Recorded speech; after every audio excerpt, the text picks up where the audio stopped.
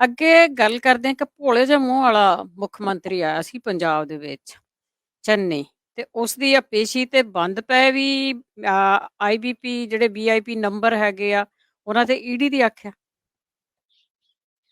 ਦੇਖੋ ਇਹ ਕਿਸੇ ਨੂੰ ਚਿੱਤ ਚੇਤਾ ਨਹੀਂ ਸੀਗਾ ਕਿ ਘਰ ਘਰ ਦੇ ਵਿੱਚ ਚੱਲੀ ਗੱਲ ਚੰਨੀ ਕਰਦਾ ਮਸਲੇ ਹੱਲ, ਵੀ ਆਪਣਾ ਮਸਲਾ ਹੱਲ ਕਰਨ ਦੇ ਵਾਸਤੇ ਉਹ ਚੁੱਪ ਚਪੀਤੇ ਈਡੀ ਦੇ ਕੋਲੇ ਚੱਲ ਜਾਊਗਾ। ਐਕਚੁਅਲੀ ਸੰਮਣ ਹੋਇਆ ਸੀਗਾ, ਇਹਨੂੰ ਬੜਾ ਲੁਕੋ ਕੇ ਰੱਖਿਆ ਗਿਆ। ਚਰਨਜੀਤ ਚੰਨੀ ਹੋਰਾਂ ਨੂੰ ਇਹ ਕੋਈ ਪਹਿਲਾ ਸੰਮਣ ਨਹੀਂ ਹੋਇਆ, ਪਹਿਲਾਂ ਵੀ ਸੰਮਣ ਹੋਏ ਸੀ ਜਦੋਂ ਉਹ ਮੁੱਖ ਮੰਤਰੀ ਸੀ। ਜਦੋਂ ਹਨੀ ਫਸਿਆ, ਹਨੀ ਜਿਹਦੇ ਘਰੋਂ ਪੈਸਾ ਮਿਲਿਆ ਸੀਗਾ, ਉਦੋਂ ਵੀ ਚੰਨੀ ਨੂੰ ਸੰਮਣ ਹੋਏ, ਪਰ ਚੰਨੀ ਹੋਰਾਂ ਨੇ ਇਹ ਸਾਰੇ ਸੰਮਣ ਇਨਫੋਰਸਮੈਂਟ ਡਾਇਰੈਕਟੋਰੇਟ ਦੇ ਇਗਨੋਰ ਕੀਤੇ। ਹੁਣ ਸੰਮਣ ਹੋਇਆ ਤੇ ਨਾਲ ਦੀ ਨਾਲ ਉਹ ਆਪਣਾ ਲਿਖਤੀ ਜਵਾਬ ਲੈ ਕੇ ਇਨਫੋਰਸਮੈਂਟ ਡਾਇਰੈਕਟੋਰੇਟ ਦੇ ਜਲੰਧਰ ਵਾਲੇ ਦਫ਼ਤਰ ਦੇ ਵਿੱਚ ਚੱਲ ਗਏ। ਜਿਹੜੀ ਗੱਡੀ ਸੀਗੀ ਚਰਨਜੀਤ ਚੰਨੀ ਦੀ, ਉਹ ਥੋੜੀ ਜਿਹੀ ਦੂਰ ਖੜੀ ਕੀਤੀ ਗਈ ਇਸ ਦਫ਼ਤਰ ਤੋਂ। ਕੋਈ ਸਿਕਿਉਰਿਟੀ ਵਾਲੇ ਨਾਲ ਲੈ ਕੇ ਵੀ ਰੌਲਾ ਪੈ ਜਾਊਗਾ। ਉੱਥੇ 6 ਘੰਟੇ ਲੰਬੀ ਚੌੜੀ ਪੁੱਛਗਿੱਛ ਚਰਨਜੀਤ ਚੰਨੀ ਤੋਂ ਹੋਈ ਹੈ।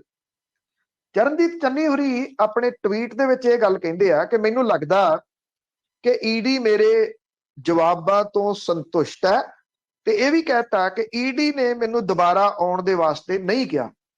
ਹੁਣ ਇਹ ਸਵਾਲਾਂ ਦੇ ਜਵਾਬ ਤਾਂ ਅਸਲ ਦੇ ਵਿੱਚ ਈਡੀ ਨੇ ਦੇਣੇ ਆ ਨਾ, ਵੀ ਉਹ ਸੰਤੁਸ਼ਟ ਹੈ ਜਾਂ ਨਹੀਂ। ਚਰਨਜੀਤ ਚੰਨੀ ਹੋਰੀ ਜਵਾਬ ਦੇ ਰਹੇ ਆਪਣੇ ਤੌਰ ਦੇ ਉੱਤੇ ਕਿ ਮੈਨੂੰ ਲੱਗਦਾ ਹੈ ਕਿ ਈਡੀ ਜਿਹੜੀ ਆ ਉਹ ਸੰਤੁਸ਼ਟ ਹੈ।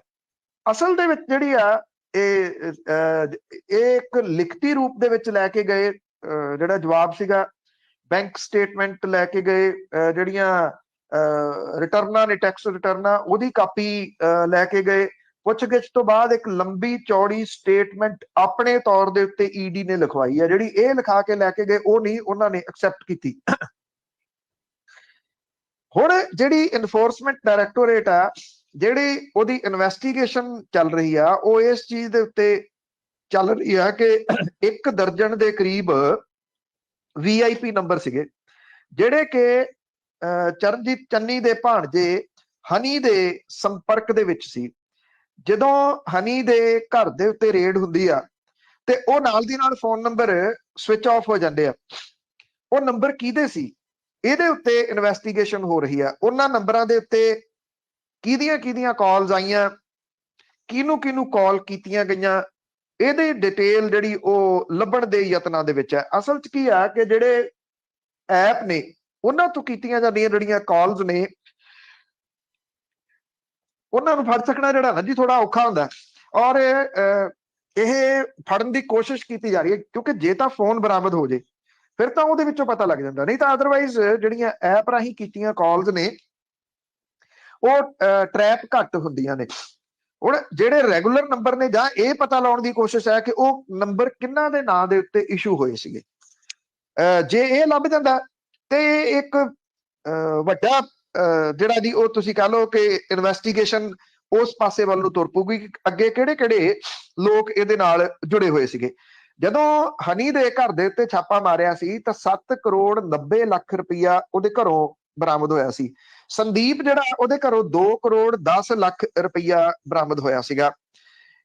ਜਿਹੜਾ ਇਹ ਮਾਮਲਾ ਦਰਜ ਕੀਤਾ ਗਿਆ ਸੀਗਾ, ਈਡੀ ਨੇ ਹਨੀ ਦੇ ਨਾਲ ਉਹਦੇ ਪਾਰਟਨਰ ਕੁਦਰਤਦੀਪ ਸਿੰਘ ਦੇ ਖਿਲਾਫ ਚਾਰਜ ਸ਼ੀਟ ਫਾਈਲ ਕੀਤੀ। ਸੰਮਣ ਜਾਰੀ ਹੋਣ ਦੇ ਬਾਵਜੂਦ ਕੁਦਰਤਦੀਪ ਅਜੇ ਤੱਕ ਪੇਸ਼ ਨਹੀਂ ਹੋਇਆ। ਫਰਾਰ ਹੋਇਆ ਕੁਦਰਤਦੀਪ ਨੇ ਜਲੰਧਰ ਦੀ ਅਦਾਲਤ ਦੇ ਵਿੱਚ ਐਂਟੀਸਪੇਟਰੀ ਜ਼ਮਾਨਤ ਲਾਈ ਆ। ਇਹਦੀ ਅਜੇ ਸੁਣਵਾਈ ਹੋਣੀ ਬਾਕੀ ਆ।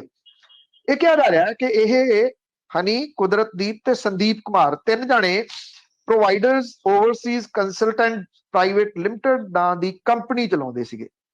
ਹੁਣ ਇਹ ਕੰਪਨੀ ਤਾਂ ਰੇਤਾ ਦਾ ਕਾਰੋਬਾਰ ਤਾਂ ਕਰਦੀ ਨਹੀਂ ਸੀ, ਪਰ ਅਸਲ ਦੇ ਵਿੱਚ ਇਹ ਨਜਾਇਜ਼ ਰੇਤਾ ਦਾ ਕਾਰੋਬਾਰ ਕਰਦੇ ਸੀ। ਐਸ ਸੂਨ ਚਰਨਜੀਤ ਚੰਨੀ ਮੁੱਖ ਮੰਤਰੀ ਬਣਦੇ ਆ, ਹਾਲਾਂਕਿ ਹਨੀ ਇਸ ਕੰਮ ਦੇ ਵਿੱਚ ਪਹਿਲਾਂ ਵੀ ਸੀਗਾ। ਔਰ ਇਹ ਮਾਮਲਾ ਕੈਪਟਨ ਅਮਰਿੰਦਰ ਸਿੰਘ ਦੀ ਸਰਕਾਰ ਦੇ ਵੇਲੇ ਦਰਜ ਕੀਤਾ ਗਿਆ ਸੀ, ਜਦੋਂ ਕੈਪਟਨ ਅਮਰਿੰਦਰ ਸਿੰਘ ਇੱਕ ਵਾਰੀ ਹੈਲੀਕਾਪਟਰ ਦੇ ਉੱਤੇ ਲੰਘੇ, ਪਰ ਬਾਅਦ ਵਿੱਚ ਇਸ ਮਾਮਲੇ ਨੂੰ ਦਬਾ ਲਿਆ ਗਿਆ। ਇਹਦੀ ਅੱਗੇ ਇਨਵੈਸਟੀਗੇਸ਼ਨ ਫਰਦਰ ਜਿਹੜੀ ਉਹ ਨਹੀਂ ਹੋਈ। ਜਦੋਂ ਚਰਨਜੀਤ ਚੰਨੀ ਮੁੱਖ ਮੰਤਰੀ ਬਣਦੇ ਆ, ਨਾਲ ਦੀ ਨਾਲ ਹਨੀ ਅਣ ਐਲਾਨਿਆ ਇੱਕ ਵੱਡਾ ਮੰਤਰੀ ਬਣ ਜਾਂਦਾ। ਉਹਦੇ ਅੱਗੇ ਪਿੱਛੇ ਪੁਲਿਸ ਦੀਆਂ ਜਿਪਸੀਆਂ ਚੱਲਦੀਆਂ ਨੇ, ਵੱਡੇ ਕਾਫਲੇ ਦੇ ਨਾਲ ਉਹ ਨਿਕਲਦਾ।